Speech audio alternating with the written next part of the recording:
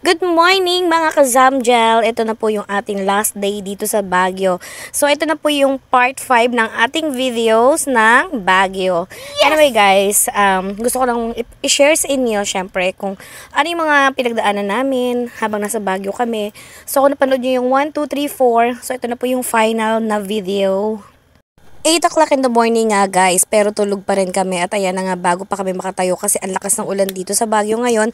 Kaya sobrang lamig at Diyos ko, ang sarap i-enjoy, ang sarap matulog. Alam niyo yung gano'n yung parang ayaw nyo na lang bumangon pero wala kaming choice dahil kailangan na namin bumaba at umuwi na sa aming mga bahay-bahay.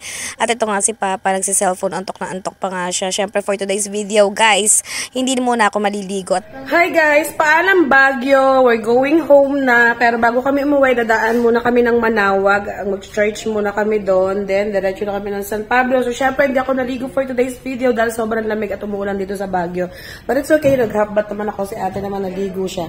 Pero hindi siya nakapag-blower. Hindi siya nakapag-blower kasi nagmamadali na kami. Kami na lang talaga dito sa taas, guys. So, yun lang. Mamaya, papakita ko sa inyo kung ano itsura ng Manaoag. Doon sa mga hindi pa nakakapunta. Syempre, doon sa mga nakapunta na, alam nyo na rin naman yung mga itsurahin ng ating mga pupuntahan. Bye! Nakita nyo naman si Chano, o diba, bagong gising lang talaga. Naghilamos lang din talaga, tag-half-bath siya. At nandito lang nga, kompleto na nga kami dito sa sasakyan. Nakakatuwa lang, Diyos ko, kung paano kami pinagkasya dito. Hindi ko nga ba alam guys kung kahit ilang beses na akong bumalik dito sa Baguio pero pagbababa na kami, lungkot na lungkot pa rin ako. Parang ayoko nang iwanan to. Someday talaga pag yumaman ako, bibili talaga ako ng lupa dito sa Baguio para meron din kami ditong bahay.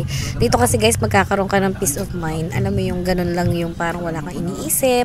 Siyempre guys, hindi nga kompleto ang pagpunta nyo dito sa Baguio kung hindi kayo dadaan dito sa Lion's Head. Ayan guys, sa tagal ko na rin pumupunta dito sa Baguio, never pa po ako nakapunta dito. And this is my first time kaya hindi ako magpapahuli. Siyempre magpipicture-picture muna kami ng aming family. At ayan na nga, nandito na nga sila sa taas. Ayan, kompleto-kompleto. Pag umaalis talaga ako, kasama lagi ang aking mga pamangkin. Kasi kahit papaano, hindi makasama yung magulang nila, na-experience naman ng mga anak nila. Siyempre, kung gustuhin ko man kasama silang lahat, pero may mga trabaho sila, wala naman po ako magagawa. At bumili muna kami ng tubig guys, dahil ilang oras ang biyahe namin bago pumunta dito. Sobrang uhaw na talaga kami. At hinahanap po nga si Samira, hindi ko nga siya makita.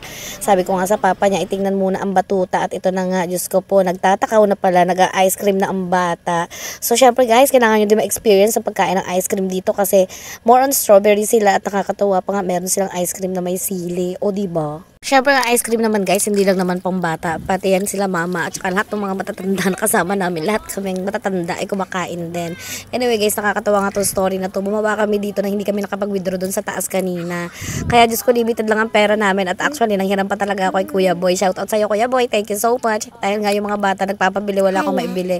Akala ko kasi may madadaanan kaming ATM. Wala na pala, bundok-bundok na pala talaga dito. So yun, sana nga paglabas namin ng La Union, pagbaba namin, mayroon na kaming ma-withdrawhan dahil bibili pa kami ng mga pasalubong. Hi!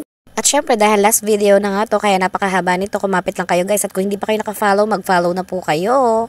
O diba, feel na feel ko lang kumain ng ice cream. Kahit napakalamig dito sa Baguio guys, hindi mo talaga maiiwasan na hindi ka kakain ng ice cream kasi hinihingal ka sa kakalakad dito. At ayan na nga si Tito, ayan, nag-ice cream din siya. Syempre si Mama, ayan ang mama po ni Chano. Ice cream tayo guys! Nag-ice cream kami dito! Mama! Mama! Ano baby? Ano sa ka? Patango? Mainit. Paano kung patayin yung video? Patayin mo na yan. Ano na lang tayo ma? Hi guys! For today's video, ako na po yung nag-video kasi si Mami nakain pa. Kaya ako na muna nag-video. Pinakilala ko na din po si Ate Nene. Sorry po kasi po magulo yung camera kasi po ako yung nahawak At hindi talaga maiiwasan na makirawraw ang batang ito sa pag-vlog. Ewan ko nga ba, baka paglaki nito, siya naman yung mag-vlog. O diba, syempre matanda na ako at siya mag-continuous ng aking mga dreams. At ayan na nga si Chinchin. Ayan, sobrang likot ng camera kasi nga si baby ang may hawak. Pumunta muna ako dito sa Santabe at sinilip ko muna ang kabundukan dito. Napakaganda talaga ng mga view dito. Ay, naku, Diyos ko, kahit siguro ilang beses pa ako magpabalik-balik dito at hindi ako magsasawa. At ayan na nga guys, syempre umalis na rin kami dahil pumunta pa kami ng Manaoag at nag-try kami dito at nakakita ko ng 7-Eleven. Tama-tama nga guys, opening nila ngayon, baka may pakain kaya talagang dito kami dumayo. Charing lang yan guys. Anyway guys, talagang pumunta kami dito kasi nga para makapag-withdraw na ako dahil wala nga po talaga kaming pera. Pero, ayan, sad to say, guys, wala pa po silang ATM machine. Wala pa siyang kagaya nung sa ibang 7-Eleven dito sa atin. At ito na nga po, napakaganda ng tulay nito. Hindi ko alam kung sa Pampanga ba ito ba yung sa Lahar o nasa La Union ba kami. Hindi ko na alam kung nasa ang part na kami nito. Basta ang alam ko lang, papunta pa kami ng Manawag ngayon. So, for sure, hindi yan Pampanga dahil nga kakalampas lang namin ng La Union. Nandito na nga kami guys, malapit na kami sa Manawag. Pero, syempre kumakalam na yung mga sikmura namin dahil anong oras pa kami bumaba guys. Hindi pa kami kumakain as in gutom na kami. As in, hindi na kami nagpapansin ng sasakyan dahil talagang gutom na kami. At ito, bumaba na nga kami dito. Nakakita kami ng isang karinderya. Sabi ni Kuya Boy, marami daw kumakain dito. So, titingnan natin guys kung ano yung mga pagkain ang meron sila. Isa-isa na nga kami bumaba kasi merong mga naiihina, merong nagugutom na, merong nauuhaw na, kanya-kanya ng reklamo. Diyos ko, at ito po yung mga ulam nila dito. Yan yung mga menu nila dito na napakasarap naman talaga. Kaya syempre hindi na kami nagpahuli guys. As in talagang pumili na kami ng mga ulam para ma-serve na sa amin. Ay, nako guys, pag talaga magta-travel ka talaga ng ganito, mahirap kami kasamang bata. Buti na lang nga si Samira lang ang aming bata at hindi din maligalig. At nakikisama siya kung ano man, kung saan kami pupunta, kung ano yung kakainin namin, ganun. 2:30 na pala in the afternoon. Nandito na kami sa Manawag. So, bago kami sumimba. Bago kami sumimba, kakain muna kami dito. Nakakita kami ng kalendarya. Yan. Ang Prescott and Linas. Sasarapan ng mga pagkain. Susubukan natin yung kanilang ano yan? Papaitang kambing. Tsaka yung bangos.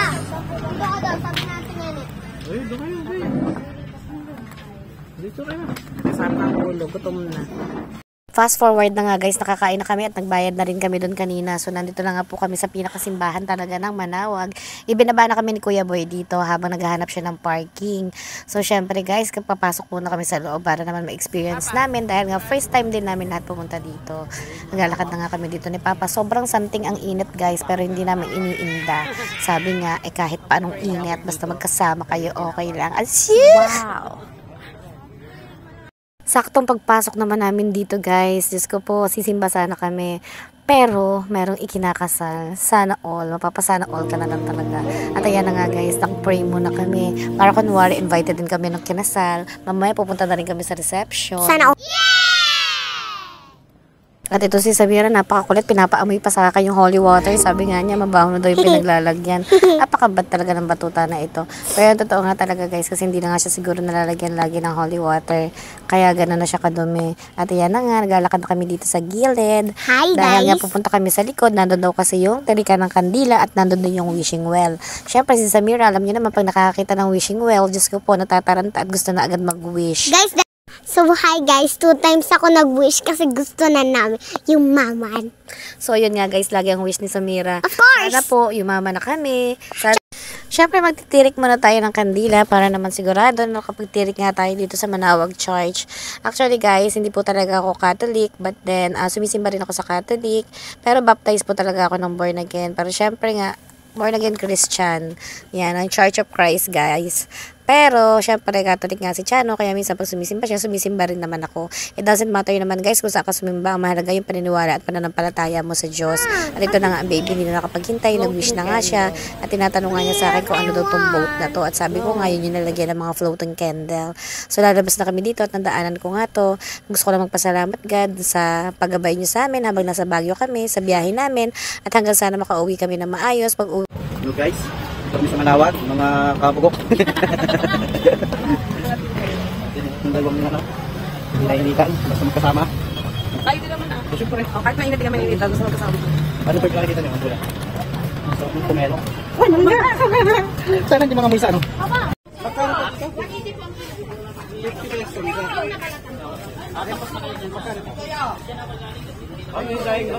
Tinapabalik na po. Wala na yung tinik. At dahil nga guys, mahilig sa maasim si Chano at si Angel, ayan, hindi na sila papahuli talaga, basta mangga ang pinag-usapan kahit paanong asim yan. Ako naman bumili ako ng Chico, tag 1 kilo si nanay at saka si mama. So sana magustuhan din nila. Ako naman kumakain din ako ng Chico pero hindi masyado. Bigay niyan, baby. Kuya Ivan, may pang flowers yung mag-ate galing kay Kuya Ivan. Nag-thank you ka kay Kuya Ivan? Thank you, Ivan. Itong babae to, spoiled naman, kala mo naman. It's pasalubong time! Ayan guys, bibili muna kami ng bagoong dahil nga wala kami nito sa bahay. Gusto namin to kasi natikman namin sa Baguio, yun, sinausaw namin yung okra. Kaya bibili din kami, syempre hindi kami magpapahuli at marami nga dito pasalubong na makikita. Meron mga tuyo, dangget, kung ano-ano pang klase ng mga tuyo. Bumili na rin kami ng bawang, sibuyas. Kasi tao dito. Paano kayo sa mga ganito?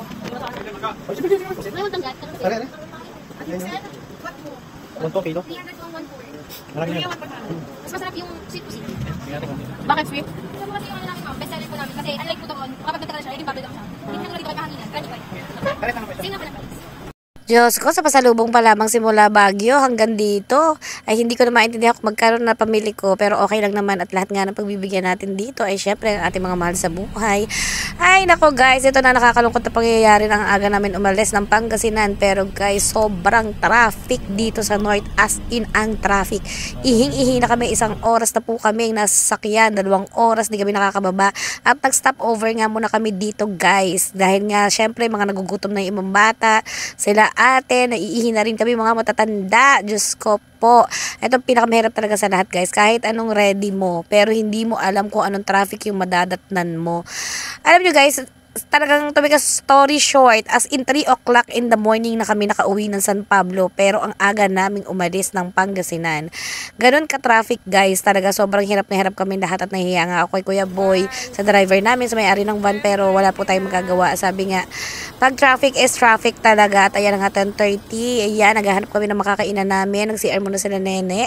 Dahil nga gutom na nga sila, ipupunta muna kami dito sa KFC. So sana naman dito is mabilis lang yung pagsaserve nila kasi talagang sobrang gutom na kami lahat. So 11 o'clock na at wala pa rin ang aming pagkain guys. Ito ko natatapusin ang aking videos. Ayan. Kung i-upload ko pa lahat guys is masyadong mahaba na. So don't forget to follow my page para po updated kayo sa anumang mga ganap. Thank you and bye-bye. See you!